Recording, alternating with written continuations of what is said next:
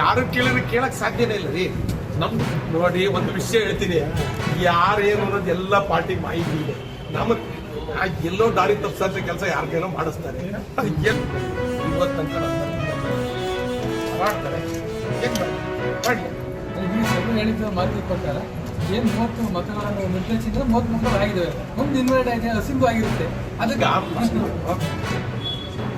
ಯಾರು ಬೇಕಾಗಿರುತ್ತೆ ಪಾರ್ಟಿ ಏನ್ ಡೈರೆಕ್ಷನ್ ಅದನ್ನು ತಿಳ್ಕೋಬೇಕಲ್ಲ. ಫಸ್ಟ್ ಅದನ್ನೇ ತಿಳ್ಕೊಬೇಕಲ್ಲ. ನೋಡ್ರಿ, 28 ಈ ರೈತರು ಇವತ್ತು ಕೆಲಸ ಬಿಟ್ಟು ಮನೆ ಬಿಟ್ಟು ಬರೋದ್ರ ಸಂದರ್ಭ ನಿಂತಿದೆ. ವಾರಕ್ಕೊಂದು ದಿವಸ ಬರ್ತಾರ, ಡೈಲಿ ಅಲಿಯುವಂಥ ಪರಿಸ್ಥಿತಿ ಆಗಿದೆ. ಈ ತಾಲೂಕು ಆಫೀಸ್ ಒಳಗಡೆ ಇಷ್ಟು ದೊಡ್ಡ ಹಗರಣ ಗೊತ್ತಿಲ್ಲ. ಜನ ಹಾಕಿದ್ದೆ ನಾವೇ ದೊಡ್ಡ ಹಗರಣ ಆಗಿದೆ. ಈ ತಾಲೂಕು ಕಚೇರಿ ಒಳಗೆ ದೊಡ್ಡ ಹಗರಣ ಆಗಿದೆ. ಭ್ರಷ್ಟ ಅಧಿಕಾರಿಗಳನ್ನ ಇಟ್ಕೊಂಡು ನಾವಿತ್ತು ಸಾರ್ವಜನಿಕ ತೊಂದರೆ ಆಗ್ತಿದೆ. ಒಂದಿನಕ್ಕೆ ಎಷ್ಟು ಲಾಸ್ ಆಗ್ತದೆ ರೈತರು. ಇವತ್ತು ಹಳೆ ರೈತರು ಕಂಗಾಲಾಗೋಗಿದ್ದಾರೆ. ಪರಿಸ್ಥಿತಿ ರೈತರ ಪರಿಸ್ಥಿತಿ ಹೇಳಂಗಿಲ್ಲ.